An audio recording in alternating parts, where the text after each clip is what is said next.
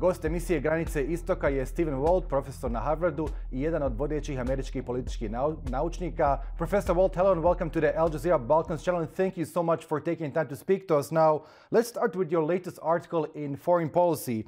You say there's a huge difference between President Donald Trump making lavish promises and delivering, and that this is peak Trump. What exactly do you mean? Well, the argument I'm making here is that Trump has started off his second term with a whole series of sweeping initiatives. But there's a difference between issuing executive orders and trying to dismantle government agencies and threatening other countries with tariffs without having to actually deliver positive benefits. And delivering those benefits is the hard part, whether it's bringing peace to Ukraine, whether it's trying to come up with some kind of solution for Gaza, whether it's doing things to actually make the price of things in the United States more reasonable, etc. That all involves real policy decisions. So Trump's moving very quickly, but a lot of what he's doing is disrupting things. And if things begin to go badly for him, or if he has to backtrack in various ways, if courts start saying what he's doing is illegal, then that influence starts to dissipate. And the sense that his momentum is unstoppable will start to disappear. Now, going back to your 2019 article, you have argued that U.S. foreign policy suffers from hubris and overreach. Now, today, as Washington grapples with simultaneous crises in Ukraine, Israel's war on Gaza, and the ever-tense China-Taiwan relations, if you could, how would you recalibrate America's global commitments to avoid strategic exhaustion while preserving its core interests? I think that's a terrific question. And what you have to do is start by figuring out what the key priorities are. For someone like me, the relationship with China is the most important one, partly for economic reasons, but also because China is the world's second most powerful country, and it's a country with great ambitions to try and rewrite the global order. So the United States should be focused first and foremost on relations with China, on containing Chinese ambitions, and that means maintaining very solid relations with our allies in Asia. We should be gradually encouraging Europe to take greater responsibility for its own defense, but we should be doing that as cooperatively as possible, not by threatening Europeans, and certainly not by doing things like threatening to conquer Greenland, which merely disrupts relations with our allies. And finally, the United States should be working to end the war in Ukraine and stabilize events in the Middle East instead of giving a blank check to some countries in the Middle East and having no relationship whatsoever with others as well. Again, it starts with setting clear priorities and then recognizes that the United States wants to have other countries taking greater responsibility for their own security instead of trying to protect or defend the entire world. Right. Do you still see the liberal international order as a myth sustained by the U.S. power? And with China and Russia actively contesting that order, can the U.S. still shape a coherent system that balances realism with collective governance? Yes, I think it can, but it can't follow the policies it's been following in recent decades. I mean, there was never a liberal international order. There was a partial liberal order in the West involving the United States, countries in Asia, countries in North America, some countries in Asia, but it was never a global order. It never comprised the entire world. The United States tried to create a global order after the Soviet Union broke up, but that attempt failed. The United States can still, it seems to me, develop constructive institutions, reforming some existing institutions like the United Nations as well, working for trade relations with other countries that are fair and harmonious. But it can't impose its will upon others, and it's going to have to recognize that there are other significant actors in the world and countries in the global south and elsewhere that have interests of their own and aren't simply going to do whatever the United States tells them to. Now, the Ukraine war has reinvigorated NATO, but some authors and commentators have warned against indefinite expansion. Now, how should the alliance evolve post-Ukraine? and while further deterring aggression? And is enlargement still a viable tool, or is it a geopolitical liability? I think enlargement at this point is a geopolitical liability. And in fact, Europe would be safer today if NATO had not expanded as far as it did. And certainly if it had not tried to incorporate Ukraine and Georgia beginning in 2008, which is one of the main reasons we now have a horribly tragic war happening in Ukraine. Going forward, once the war in Ukraine is at least settled, it may be much more difficult to do than people realize. Europe should be taking greater responsibility for its own defense and trying to get its own house in order economically and politically. The United States should remain part of NATO, but instead of being NATO's or Europe's first responder, we should become Europe's ally of last resort, the country they call when things are truly desperate, but otherwise they handle strategic affairs themselves. And finally, if we look out 5, 10, 15 years, Europe and the United States should be trying to build a cordial, not necessarily warm and friendly, but at least a business-like relationship with Russia, because as long as relations are as hostile as they are now, that will be an inevitable source of friction and danger and a great threat to both Europe and the United States. Well, that's a really interesting way of looking at things. But if Ukraine does agree to a peace deal which involves territorial concessions to Russia, would this kind of a settlement leave Europe facing a militarized adversary with a track record of rather successful conquests?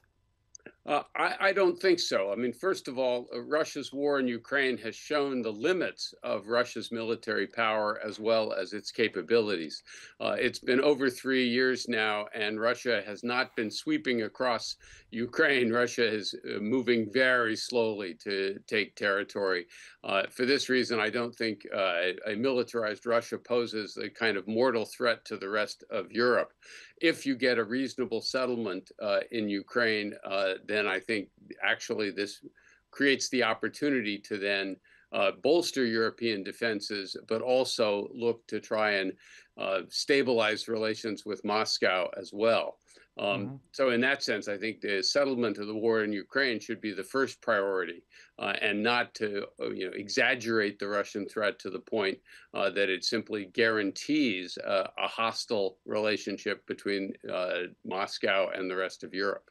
Right. But looking at things from a broader perspective, has the West both underestimated and overestimated Russia? Well, I think we did underestimate how concerned Russia was by what was happening with the steady movement of NATO to the east. And I think we also underestimated Russia's vulnerability to economic sanctions and other forms of pressure. But the fact is the war has been extremely costly for Russia. It's, I think, going to make Russia substantially weaker over the long term. It's forced Russia into greater dependence on China in a variety of ways and undermined Russia's ability to influence events in the Middle East and elsewhere. So it has not been a great strategic victory for Russia. It's something of a Pyrrhic victory if they end up with 20% or so of Ukraine, perhaps a guarantee that Ukraine will not be part of NATO. That's an accomplishment from Russia's point of view, but it's hardly a great strategic victory, particularly given the costs that have been imposed. And that's something we should bear in mind as we think about the relationship with Russia going forward. Right. Now, you mentioned China. I was wondering, do you see U.S.-China rivalry as the defining struggle of the 21st century? And how can Washington eschew ideological crusades while managing Taiwan's status as the tripwire of our times? Well, there's a lot in there. I mean, first of all, we're only in the first quarter. We've just reached the first quarter of the 21st century, so it's hard to know exactly what the real conflict. But right now, we have the two most powerful countries in the world, the two largest economies, China's military power increasing and China seeking various changes to the existing world order and to the status quo in Asia. For all of those reasons, the United States is concerned, and also many countries in Asia are also concerned about China's rising power as well as its ambitions. Taiwan, of course, first and foremost, but also countries like Japan, the Philippines, Australia, Vietnam, South Korea, India, and others. All of those countries now are interested in closer relations with the United States, which is, of course, an opportunity for Washington. And the main challenge for Washington is to keep those countries united and on our side, and not to provoke them by, say, starting trade wars with some of our partners in Asia as well. This is going to be, I think, the defining conflict or defining rivalry, and the main challenge is to preserve, the current balance of power in Asia, but not exacerbate it unnecessarily. Not to drive China into rash and foolish actions, or not to force ourselves into similar actions as well.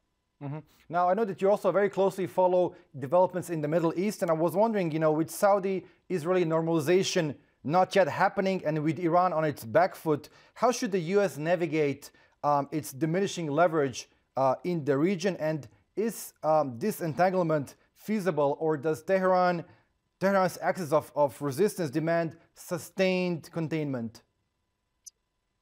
Well, certainly the axis of resistance has had a very bad year. Has suffered significant defeats in Lebanon, in Syria, obviously. The Houthis, of course, continue to be an opposing force and something of an asset. And I think Iran's strategic position is significantly weaker.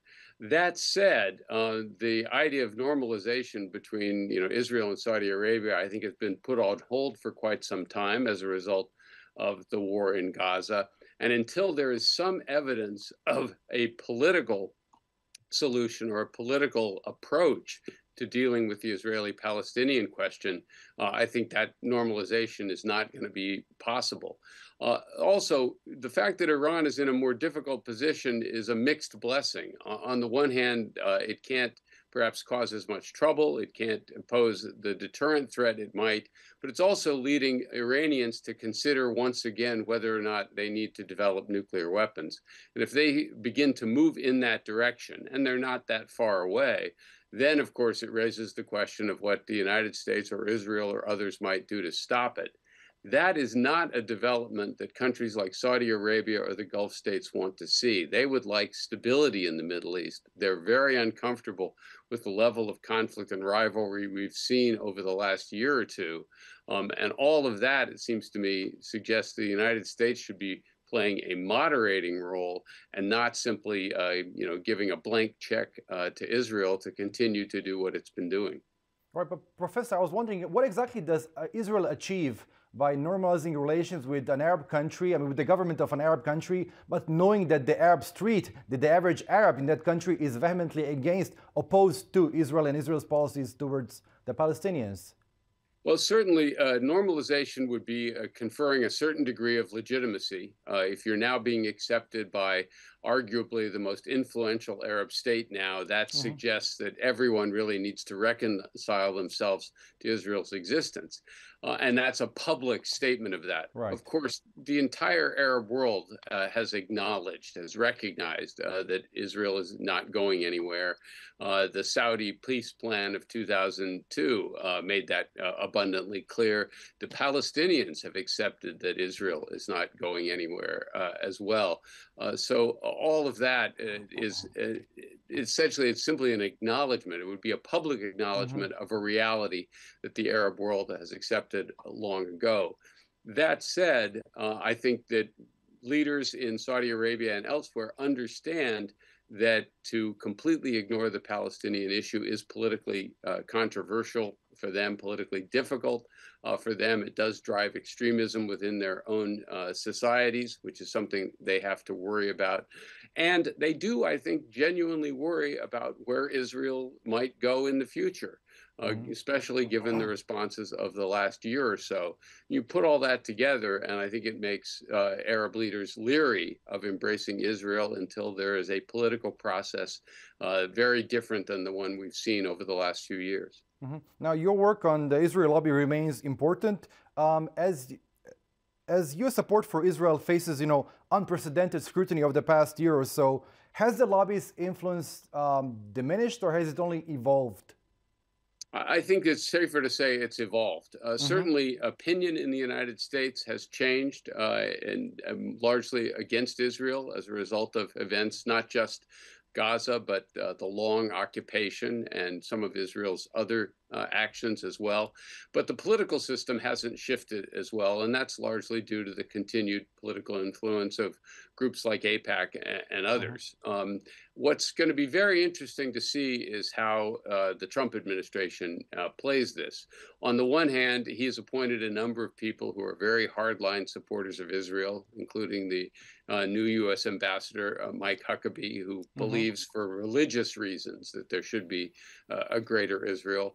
But on the other hand, Trump himself, I think, is very wary of quagmires. He doesn't want to get dragged into trouble, and certainly not dragged into a Middle East war.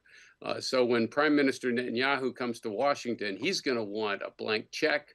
He's going to want a free hand to do whatever he wants. I don't think he's going to get that necessarily from Trump, because Trump is not going to want to suddenly have to focus all of his attention on the Middle East the way Joe Biden did. Right.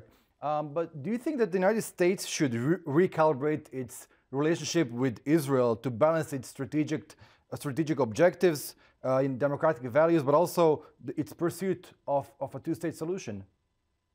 The United States should have a normal relationship with Israel. We should treat Israel the same way we treat other countries, which means we would support them when they're doing things that we agree with, and that we don't support them when they're doing things we oppose. We should have normal relations, for that matter, with every country in the Middle East. We don't have to like them. We don't have to agree with everything they do, but we want to be able to deal with them on a business-like basis. And if we had relations with every country in the Middle East, the way China does, the way Russia does, the way some other countries do, we could talk to all of them, and we'd have more leverage, because they would all have to worry about trying to keep us happy, lest we get a better deal from some other country in the region. Right now, having special relations with some countries and no relations with others is just a way of handicapping American diplomacy. Right. But I mean, how would you reconcile humanitarian imperatives like, defending Ukraine or preventing genocide with the cold calculus of national interest? And how does the principled restraint you talked about, early in your work fit into all that?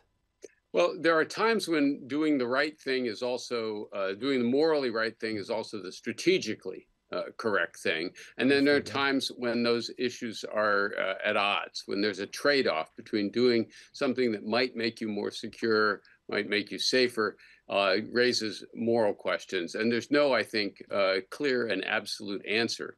Fortunately, the United States is a very secure country already. It's incredibly powerful. It's geographically separate from major dangers as well. And that means we can place greater weight on humanitarian concerns than most other countries can.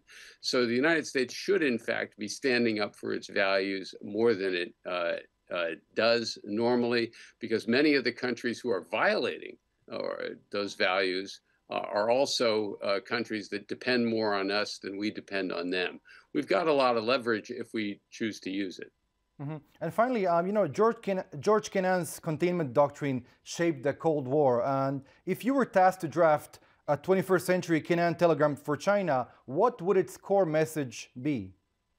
The core message would be that Chinese attempts to dominate Asia are going to face a lot of opposition, and the United States can make that opposition most effective by working closely with Asian countries and organizing a strong balancing coalition, just as we did in Europe during the Cold War. Right. Professor Walt, it was such a pleasure speaking to you. Thank you so much once again for your time. Nice talking with you.